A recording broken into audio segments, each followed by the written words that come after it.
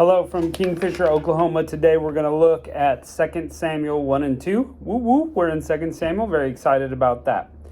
David returns victorious after his skirmish. He goes back to Ziklag where he lives after rescuing the women and children there. And he's there a few days, and an Amalekite shows up and has great news for David. The Amalekite is so excited to let David know that Saul is dead. His enemy, the troubler of David, Saul, is dead. Knowing that David is the king, he's been anointed, so this Amalekite that comes is hoping to curry some favor with David because of this news. Of course, this sends David into mourning because he really is focused the right way. And I really want to give David credit there for that he's not really concerned. He's on God's timeline to get to the throne. He's going to do the right thing. So they tear their clothes as they're sad for Saul. Well, it turns out that the Amalekite claims that he killed Saul. Again, I'm assuming this is to curry favor with David and be like, see, I killed him for you. Now I want to be on your team. Well, David exacts justice. He says, why didn't you think you would be punished for killing God's anointed? And David's man kills this Amalekite. And that's perfect justice, right? Life for life. Well, David mourns over Saul and of his buddy Jonathan, and he's showing he has a good heart despite the fact that Saul's tried to kill him on many occasions. Despite the fact that Saul should be on the throne, or David should be on the throne. Goodness, he's had it hard. Then David now seeks God. Again, the right thing to do. If you're unsure, you need to seek God. If you don't know and you're seeking God and you're not hearing an answer, be patient. This is the hardest thing for me to do, to be patient. So David seeking God's plan, and God lets David know that he should go up to Judah and specifically to Hebron. So that's what he does. They anoint David as the official king over the tribe of Judah, and David spends lots of time there. And he also sends a message to Jabesh Gilead. Those men there risked their lives and went down to save Saul's body and bury him properly instead of leaving it with the Philistines. So David says, good job, you guys. But David does not have it easy again. Abner, this man, steps up and anoints Ishbosheth, Saul's remaining son, as king.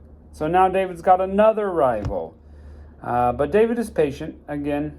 It says that Ishbosheth reigns for 2 years. Well, eventually another skirmish breaks out.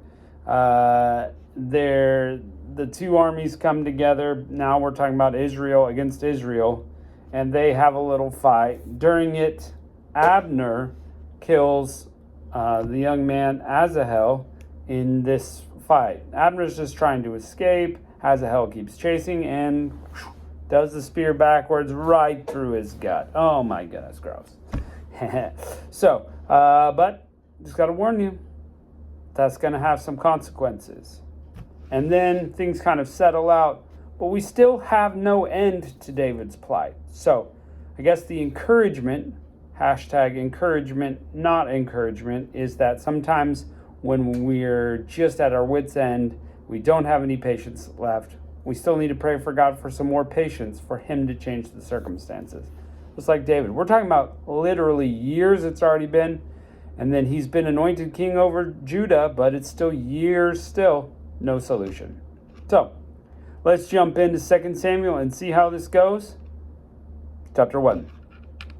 Now it came to pass after the death of Saul that when David was returned from the slaughter of the Amalekites, and David had abode 2 days in Ziklag, it came to pass on the third day that, behold, a man came out of the camp where Saul was, with his clothes rent and earth upon his head. So it was when he came to David that he fell to the earth and did obeisance. And David said unto him, from whence comest thou? And he said unto him, out of the camp of Israel I am escaped. David said unto him, how went the matter? I pray thee tell me. And he answered, that the people are fled from the battle, and many of the people are also fallen and dead. And Saul and Jonathan and his son are dead also. This is bad news. Remember, David and Jonathan were great friends. And David said unto the young man that told him, How knowest thou that Saul and Jonathan his son be dead? The young man said, As I happened by chance upon Mount Gilboa, behold, Saul leaned upon a spear, and lo, the chariots and horsemen followed hard after him. And when he looked, he saw me and called to me, and I answered, Here I am. He said to me, Who art thou? And I answered him, I'm an Amalekite. And he said to me again, Stand, I pray thee, upon me, and slay me, for anguish is yet come upon me, because my life is yet whole in me. So I stood up upon him and slew him, because I was sure he could not live after he had fallen. And I took the crown that was upon his head and the bracelet that was his arm, and I brought them hither to my Lord. Look it, I brought you presents. And David took a hold of his clothes and rent them, and likewise all the men were with him. And they mourned and wept and fasted until even for Saul and for Jonathan his son, and the people of the Lord, and the house of Israel, because they were fallen by the sword. And David said unto the young man that told him, Whence art thou? And he said, I am the son of a stranger, an Amalekite. And David said, How wast thou not afraid to stretch forth thine hand to destroy the Lord's anointed? David called one of the young men and said, Go near, and fall upon him. He smote him, so he died. And David said unto him, Thy blood be on thy head, for thy mouth testified thee, saying, I have slain the Lord's anointed. David lamented with his lamentation over Saul and over Jonathan his son. Also he bade him to teach the children of Judah the use of the bow. Behold, it is written in the book of Jasher. The beauty of Israel is slain upon the high places. How the mighty are fallen. That's a famous saying. Tell it not in Gath, publish it not in the streets of Ashkelon, lest the daughters of the Philistines rejoice, lest the daughters of the uncircumcised triumph. Ye mountains of Gilboa, let there be no dew, let there be no rain upon you, nor fields of offerings. For there the shield of the mighty is vilely cast away, and the shield of Saul, as though he had not been anointed with oil. From the blood of the slain, from the fat of the mighty, the bow of Jonathan has not turned back, and the sword of Saul returned not empty. Saul and Jonathan were lovely and pleasant in their lives, and in their death they were not divided. They were swifter than eagles, they were stronger than lions. Ye daughter of Israel, weep over Saul, who hath clothed you in scarlet and other delights, who put ornaments of gold on your apparel. How the mighty are fallen in the midst of the battle. O Jonathan, thou wast slain in thine high places. I am distressed for thee, my brother Jonathan, very pleased that thou hast been unto me. Thy love to me was wonderful, passing the love of women. How are the mighty are fallen, and the weapons of war perished. That's some nice poetry there. Chapter 2. And it came to pass after this that David inquired of the Lord, saying, Shall I go up to the cities of Judah? And the Lord said to him, Go up. And David said, Whither shall I go up? And he said, Unto Hebron. So David went thither, and his two wives also, Ahinoam the Jezreelitess, and Abigail, Nabal's wife, the Carmelite. You remember that story. And his men that were with him did David bring up, every man to his household, and they dwelt in the cities of Hebron. And the men of Judah came, and they were anointed. There they anointed David king over the house of Judah. And they told David, saying that the men of Jabesh Gilead were they that buried Saul. And David sent messengers unto the men of Jabesh Gilead, and said unto him, Blessed be ye of the Lord, that ye shewed this kindness unto the Lord, unto Saul, and have buried him. And now the Lord shew kindness and truth unto thee, and I will requite you this kindness, because you have done this thing. Now therefore let your hands be strengthened, and be also valiant, for your master Saul is dead, and also the house of Judah, and have anointed me king over them. But Abner the son of Ner, captain of Saul's host, took Ishbosheth the son of Saul, and brought him over to Mahanaim. And he made him king over Gilead, over the Asherites, and over Jezreel, and over Ephraim, and over Benjamin, and over all Israel. So he's got all the tribes there. What's going to happen? Ishbosheth, Saul's son, was 40 years old when he began to reign over Israel, and reigned 2 years. But the house of Judah had followed David. And at the time that David was king in Hebron over the house of Judah was 7 years and 6 months.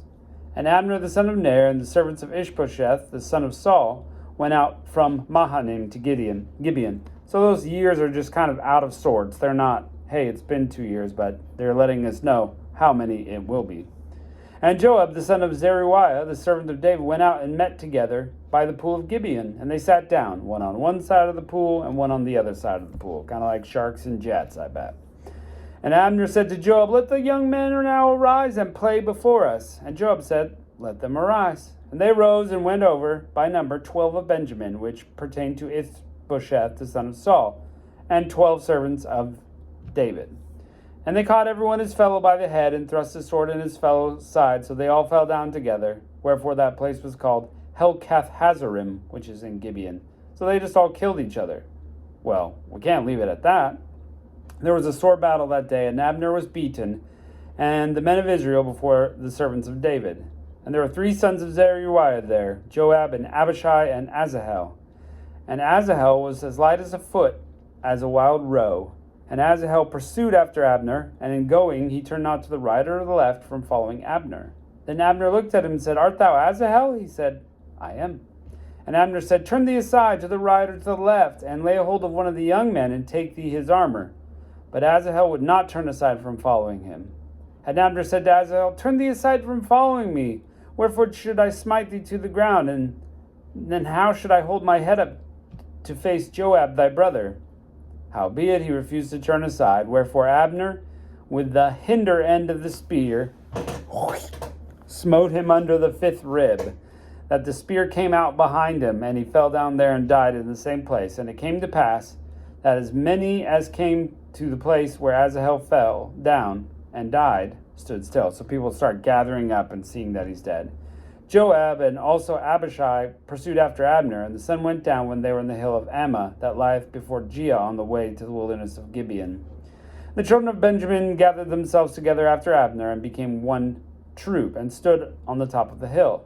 Abner called to Joab, and said, "Shall the sword devour forever? Knowest thou not that it will be bitterness in the latter end? How shall it be then, ere thou bid the people return from following thy brethren?" And Joab said, "As God liveth, unless thou hadst spoken, surely then in the morning the people would have gone up, everyone after his brother." So they stopped the fight. So Joab blew the trumpet, and all the people stood still, and pursued after Israel no more, neither fought they any more. And Abner's men walked through all the night through the plain, and passed over Jordan, and went to Bithron, and they came to Mahanaim.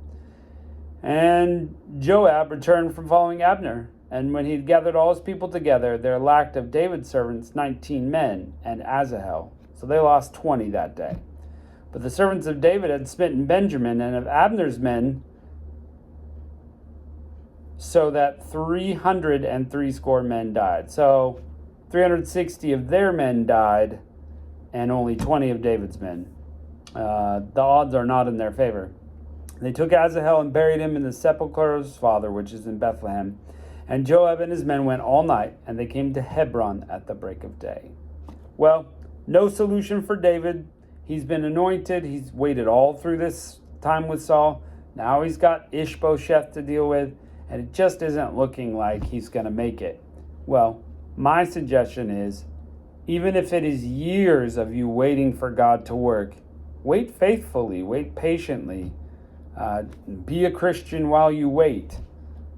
God is not going to waste your time, and he's got to do it on his time schedule, not yours. So anyway, hope you have a great day. Thanks for joining us now in 2 Samuel. Whoop, whoop, and we'll catch you next time.